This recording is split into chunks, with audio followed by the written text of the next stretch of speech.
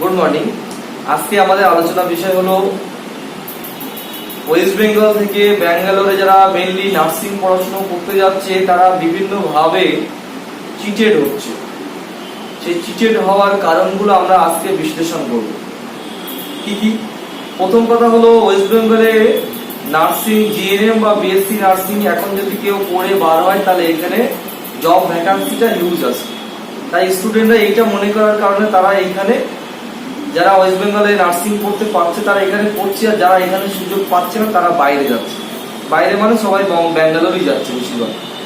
তো ব্যাঙ্গালোরে গিয়ে যে যে সমস্যাগুলো হচ্ছে বা যে যে কারণগুলো এটা নিয়ে আমরা বলবো। আমাদের ওয়েস্ট বেঙ্গলে কি হয়, জিএনএম বা বিএসসি নার্সিং পড়তে গেলে গভর্নমেন্টের চান্স এখন তো মেরিটোরিয়াস তারাই পাচ্ছে।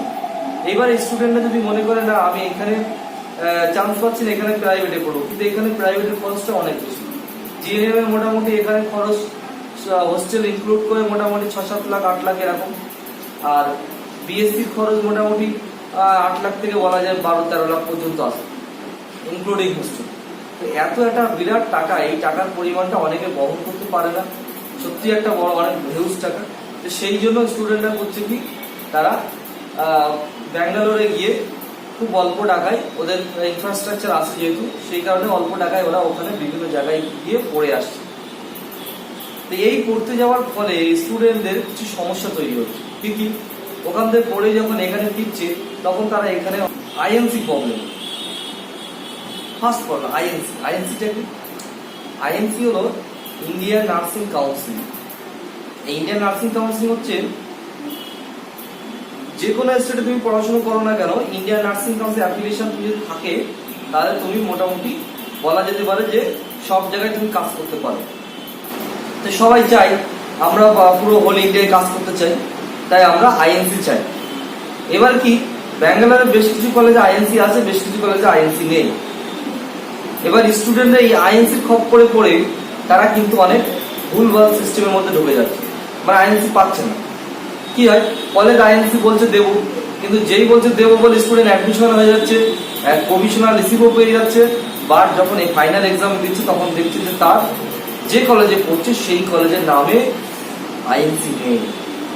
মানে কিরকম, ব্যাঙ্গালোরে দেখবেন প্রচুর গ্রুপস আছে, something groups of institution, something groups of education, এই যে গ্রুপস আছে, সামথিং গ্রুপস অফ কলেজেস, এই যে গ্রুপস আছে, এই গ্রুপসে কি হয়, তুমি দেখবে যে একটা কলেজে ভর্তি হচ্ছে সেইগুলো রিসিভ পাচ্ছ।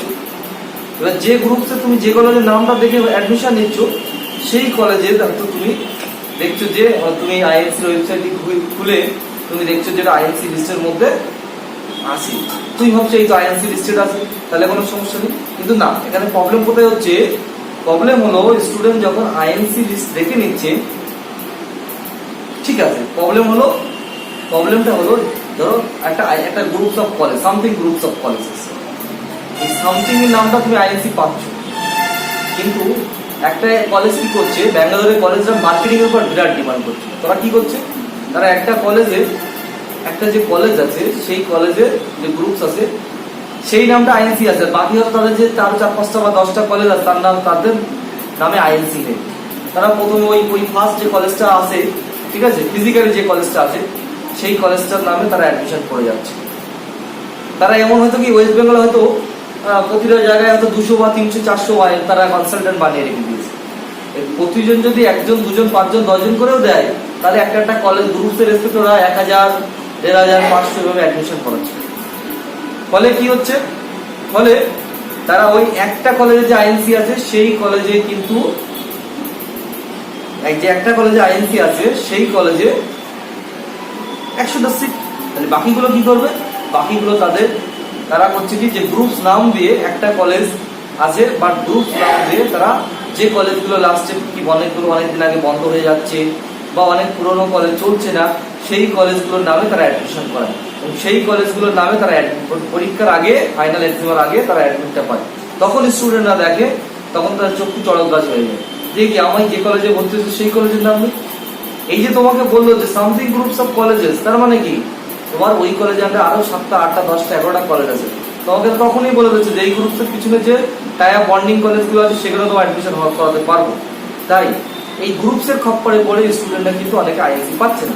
পাশাপাশি আর একটা কি, যারা কনসালটেন্ট মিন কি, যে পড়াশোনার সিস্টেমই বোঝে না, কোনো আইএনসি বা কেএনসি বা এডুকেশন লাইনই বোঝে না, ঠিক আছে, হয়তো সে কন্ট্রাক্টরে বিজনেস করে, সেই কনসালটেন্ট বিজনেস করছে।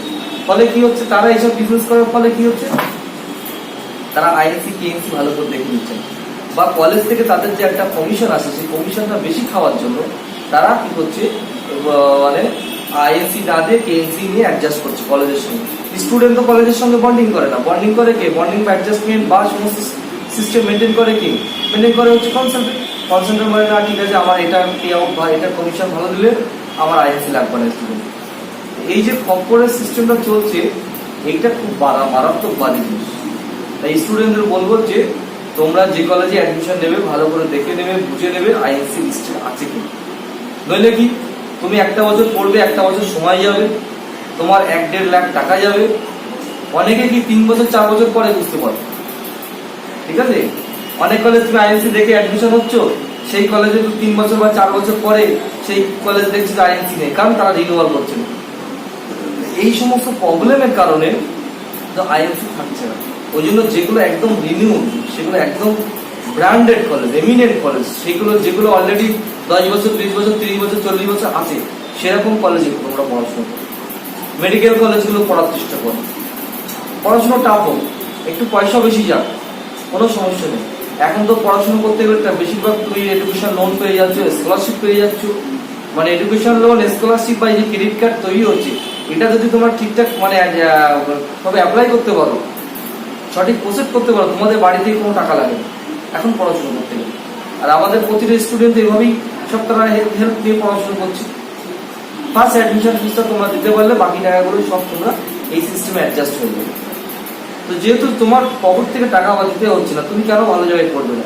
এটার উপর ডিপেন্ড করি তোমার সারা জীবন তুমি ভালো থাকবে না খারাপ থাকবে, তোমার কেরিয়ার থাকবে, তোমার পরবর্তী প্রজন্ম কিভাবে চলবে সেটা নির্ধারণ করবে। তুমি কেন এটা রিস্ক নেবে? কেন রিস্ক নেবে? একটা প্রবলেম গেল আইএনসি প্রবলেম। সেকেন্ড প্রবলেম হলো, আমি যে আইএনসির মধ্যে গ্রুপস প্রবলেমটা ইনক্লুড করে দিয়েছি, গ্রুপস। তারপরে কিছু কিছু নর্মাল কলেজ আছে, তোমরা ভর্তি হয়ে গেলে বলবো আইএনসি করে দেবো, পরীক্ষার আগে তারা আইএনসির জন্য অ্যাপ্লাই করলো, আইএনসি পেলো না, কি হবে? অনেক সময় এক্সাম হোল্ড হয়ে যায়, পরীক্ষা হলে তুমি পরীক্ষা দিতে পারবো না, 1 বছর 2 বছর হোল্ড হয়ে যায়। বা কি হয়ে যায়, রেজাল্ট হোল্ড হয়ে যায়। মানে কি, কোর্টে কেস করলো যে স্যার আমাকে আইএনসি নামে কেস করলো অনেক কলেজ, যে স্যার আমাকে আইএনসি দিচ্ছে না। তখন কোর্ট কি অ্যাপিল করে যে কলেজ থেকে, যে স্যার আমাদের এটা একটি অ্যাপ্লিকেশন করে দেওয়া হোক, বা আমাদের এই আপাতত এই এক্সাম গুলো হয়ে যায়। এবার এক্সামটা কোনো হয়তো নিয়ে দেখছে যে তার কি, সে অ্যাপ্লিকেশন করলো না, রেজাল্ট হোল্ড হয়ে গেল। তো এরকম প্রবলেম হচ্ছে, এগুলো মাথায় রাখতে হবে। দুর্বল কলেজে ভর্তি হলে কিন্তু এই প্রবলেম গুলো হবে। সেকেন্ড হলো কি, অনেক স্টুডেন্ট কি ভাবে যে আমি কলেজের একটু কোর্স ফি কমাবো, পড়ো 50,000 1 লাখ টাকা বেশি লাগে, সেটা দিয়েই পড়ো, বাট ভালো জায়গায় পড়ো, ঠিক আছে। তো অনেকে করে কি, কোর্স ফি কম বলে এভাবে অ্যাডমিশন হয়ে যায় অনেক কনসাল্টেন্টের কাছে, বিভিন্ন তারা মানে ভুয়ো মাধ্যমে ভর্তি হয়ে যায়। ফলে তারা ভুলভাল সিস্টেমে বুঝিয়ে নেন। অনেক সময় একটা জায়গায় 4.5 লাখ বা 5 লাখ 6 লাখ কোর্স ফি আছে, তোমাকে বলে দিল আমি 50,000 1 লাখ কম দেবো। সে করবে কি, সে তোমাকে আইএনসি দেবে না। সে তোমাকে করবে কি, পরীক্ষা হলে বলবে যে এক্সাম হল সাপোর্টিং এর জন্য তোমার 4টে পরীক্ষা হলে, যদি তোমার 3 বছর 6টা পরীক্ষা হয়, তোমাকে যদি 2,000 টাকা করে নেয়, 6 তে কোনো 12,000 টাকা তোমার কাছ থেকে নিয়ে নেবে। তোমার কাছ থেকে আরো বিভিন্ন ধরনের যে ফিস তোমাকে আসে, হেল্পিং চার্জ একটা হলো, এক্সাম ফিস, আরো ইত্যাদি ইত্যাদি, ফ্রেশার্স ড্রেসেস ইত্যাদি সব মিলে তোমাকে হয়তো আরো তোমাকে ফ্রেশার ফিস, বুঝো তো, মানে ধরো তোমাকে কলেজে একটা কোনো একটা ফাংশন হলো, কোনো একটা প্রবলেম হলো, অনুষ্ঠান হলো, সেখানে তোমাকে ফিস দেবে। তোমাকে যে কলেজের জন্য ধরো এই এক্সামের আগে ফিস নেবে, রেজিস্ট্রেশনের জন্য হিউজ পরিমাণে ফিস নেবে, ইত্যাদি ইত্যাদি করে তোমাদের কাছ থেকে অনেক টাকা পয়সা নিয়ে নেবে। ওই 50,000 টাকা হয়তো তোমাদের কাছ থেকে অনেকভাবে নিয়ে নিতে পারে। তো এটা একটা প্রবলেম। তারপরে একটা ভেরি ভাইটাল কোয়ালিটি আছে, সেই ফুড কোয়ালিটি বা যারা যে খাদ্য অভ্যস্ত ওইখানে গিয়ে পড়ার সময় দেখছে তারা হচ্ছে কি, তখন সে তার ক্ষেত্রে কি হবে, সে যখন খেতে ভালো না পারবে অটোমেটিক্যালি ফিরেও আসতে হয়, খেতে পারে না, খাওয়ার অসুবিধা। তো এই যে খাওয়ার একটা অসুবিধে, এখানে কি হয়, আমরা চাই যে এরকম ভালো কলেজে পড়ুক, সেখানে বাঙালি খাদ্য খাক, বাঙালি পরিবেশ পাক, হ্যাঁ, ইত্যাদি ভাবে একটা তাদের যে কমিউনিকেশন স্কিল, যে ল্যাঙ্গুয়েজ, সেটাকে তারা ডেভেলপমেন্ট করতে পারে। সেটাকে ধরো অনেক জায়গায় অনেক ভালো ভালো কলেজে তোমাকে ইন্টারন্যাশনাল লেভেলের কমিউনিকেশন শেখায়। অর্থাৎ তুমি ব্যাঙ্গালোরে পড়লে সেই ব্যাঙ্গালোরের পড়াশোনাটা তোমাকে হতে পারে যে তুমি all India all world basis কাজ করতে পারো। এই যে কমিউনিকেশন স্কিল, ইংলিশ ল্যাঙ্গুয়েজটাকে তোমাকে এতটাই ডেভেলপমেন্ট করে দেবে, পার্সোনালিটি ডেভেলপমেন্ট হবে, সেটার কাজ নিয়ে তুমি কিন্তু অনেক দূরে এগোতে পারো। তো এই বলছি, এটাই বলার বিষয় যে তোমরা পড়ো, ভালো পড়ো। এখানে 5 লাখ খুব ভালো কলেজ পাওয়া যাবে, সেটা 50,000 বেশি যাক, কিন্তু ভালো জায়গায় 50,000 1 লাখ কমের জন্য খারাপ জায়গায় পড়বে না। তোমাকে এই টাকাও তুলে নেবে 4 বছরে, আবার তোমার কিন্তু লাইফটার প্রতি ইনসিকিউর করবে। কি হয়, গার্জেনরা ভাবে এরকম যে আমি স্টেশনের পাশাপাশি কলেজ নেব, আমি এয়ারপোর্টের কাছাকাছি কলেজ নেব। এই টেন্ডেন্সি রাখা যাবে। তুমি তো এখানে রেসিডেন্সিয়াল থাকবে, তুমি তো যাবে একবার, 6 মাসে একবার বাড়ি আসবে, বা 4 মাসে একবার বাড়ি আসবে, বা বছরে 2বার বাড়ি আসবে। তোমার কমিউনিকেশন একটু এক্সপেন্ডিচার হয়ে হোক না, কিন্তু তুমি যেখানে যাবে ভালো জায়গায় পড়ো। এই সমস্ত যে কারণগুলো আছে, আগে এখন ওয়েস্ট বেঙ্গলের ডিএলএড তোমাকে বললে ওয়েস্ট বেঙ্গলের বাইরে থেকে আছে, এখানে ভ্যালু করতে চায় না। কেন করতে চায় না? করতে চায় না কেন? কারণ এগুলো মাথায় রাখতে হবে যে এরকম বিভিন্ন বিষয় আছে যেগুলো তোমাকে ওয়েস্ট বেঙ্গল যেটা চাই, ওয়েস্ট বেঙ্গলের মতন করে তোমাকে ভাবতে হবে। তো এটা একটা বিষয়। আমি বলবো এই 50,000 1 লাখ বেশি যাক, তোমরা ভালো জায়গায় করো, ঠিক আছে? এইসব দিকে মাথায় রাখো।